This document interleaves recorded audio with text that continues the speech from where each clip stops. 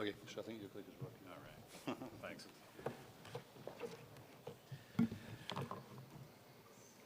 All right. Very good panel discussions this morning, and it kind of leads me into really on the container market is in any discussion when we're talking about marine money in 2022 in that business of shipping, a special place has always got to be reserved for the container shipping market. They have enjoyed a long run of very good gains, record volumes and returns. But what's that outlook looking like for that sector in terms of both the commercial and environmental sustainability, which we've kind of talked about a bit this morning? It's really important to recognize the factors affecting the sustainability success breakdown generally into those segments which are directly within our control, indirectly within our control, and completely outside our control. For the container ship sector, these can be grouped as both commercial, environmental, really geopolitical, and regulatory in nature. Today we're going to take a brief look at the current state of the key prominent trends within these four factors. So first, there's the shape of the market. Extreme market fluctuations are in the DNA of the shipping industry and often generate forces that propel its evolution. The container sector, currently passing through one of those extreme fluctuations, has enjoyed and has had an outstanding economic result this last year and applied revenues to the order of a total of 579 ships, more than a total of 2017, 18, 19, and 2020 combined. Meanwhile, the second-hand ship prices have risen over 200% in some cases. This success sprang from a previous half-decade of consolidation that saw the formation of three major alliances, which together account for around 80% of the global trade development of that marketplace, marked by reduced capacity, steady demolition of older vessels, and slow replacement of that tonnage. The building boom, though, has given owners their first opportunity to modernize their fleets and invest to be ready for more sustainable operations.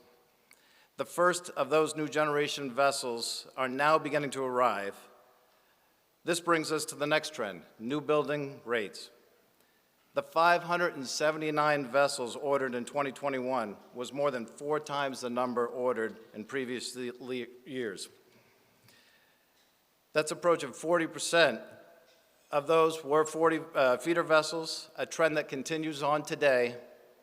And we also note that the activity in the 8,000 to 12,000 and up to 17,000 ranges, which affects the idea that running larger, more efficient vessels on key routes and transferring to feeders will help reduce the industry's overall carbon intensity per TEU. It's expected that next year's orders will total about half of this year's. Despite this slowdown, some analysts predict that the sector will see an overall capacity increase of about 25% by 2025, which, if it does coincide with a drop in trade volumes, and that's very much a matter of geopolitics, this may push rates and profitability downward. And I know many of you have seen in the news recently how we're starting to see those container rates come down from those very historic highs that we've seen over the past year. The third trend to consider is material cost and new building prices. The prices of steel, steel scrap, and vessel components have roughly doubled from pre-pandemic levels. In addition, the cost of alternative fuel options add an estimated 20 to 30% to each project. So as a result, new building prices continue to trend upwards. For example, we're seeing the Panamax segment this year alone has increased by some 40%. Regulatory challenges are again another area adding to the CapEx outlook for both secondhand ships and new builds. First, there are the cost of compliance with CII and EEXI, which we've talked about earlier. At present, according to our survey, 88% of existing vessels today in the container space require improvement to become EEXI compliant. And 78% of those vessels require operational changes or other improvements to be within the compliance rules for CII. This is significant and really a shaper in the market.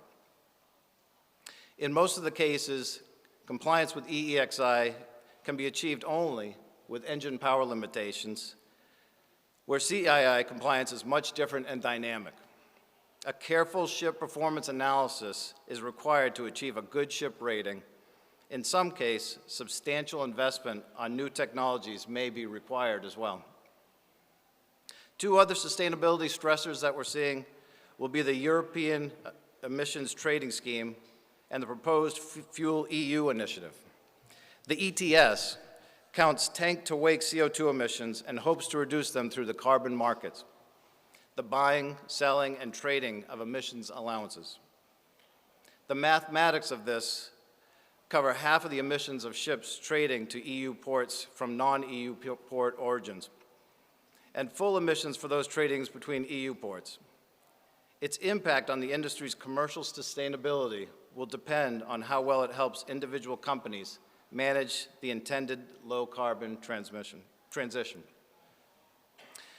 The Fuel EU program is a far stricter proposal which seeks to drive industry into use of zero-carbon fuels, as we've talked about today, by tracking and penalizing vessels for the well-to-wake emissions of greenhouse gases.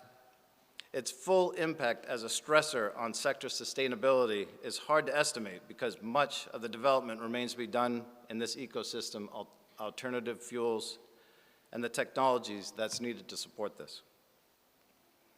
That next consideration is the fuel trends. For several years, carriers have been ordering dual fuel engines in order to reduce the carbon and sulfur emissions of their fleet. Exhaust gas scrubbers, which allow ships to attain emission compliance while burning standard bunker fuels, reached an ordering peak last year, but are widely viewed as a stopgap measure for owners. Of the container vessels ordered last year, 90 of those are dual-fueled vessels, with LNG and methanol, as we've talked about, emerging as two dominant alternative fuel choices. With worldwide distribution and global acceptance, LNG is by far the leading alternative fuel today, although it does have to overcome significant challenges to meet that final IMO 2050 regulation. Also, it has to meet that Fuel EU requirement if that comes into play. On LNG, it took more than a decade to build that trust as a maritime fuel and the infrastructure that needed to be built around it to commit to the resources available around the planet.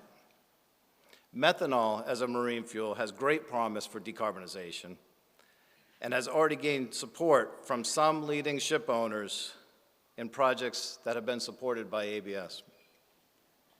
If the necessary factors can line up to build the same trust and support for methanol as LNG, it too can claim the leading place on the world stage.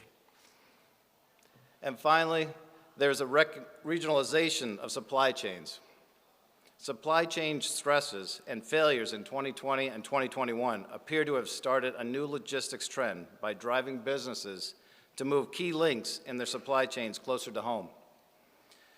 The beginnings of this supply chain relocation can be seen in Europe and the United States, actually. The US, for example, is seeing some supply chains move towards Mexico, while other parts of the world are seeing an increase in volumes shipped on minor routes to secondary ports. Whether this develops into a full-blown trend and what impact that exerts on the sector's trading and emission profiles, which affect both its commercial and environmental sustainability, really remains to be seen. But you put it all together, and you can see that while the sector today is riding high on both the commercial, environmental, geopolitical, and regulatory forces, much of which are outside of its control, the future still remains uncertain in the container space. However, through a combination of astute investments and early adoption of alternative fuels and emission reduction technologies, as well as a supply chain reorganization, the principal levers the industry can physically influence, it's actively charting a course to a more sustainable footing. So the sustainability outlook for the container sector is promising, with its challenges.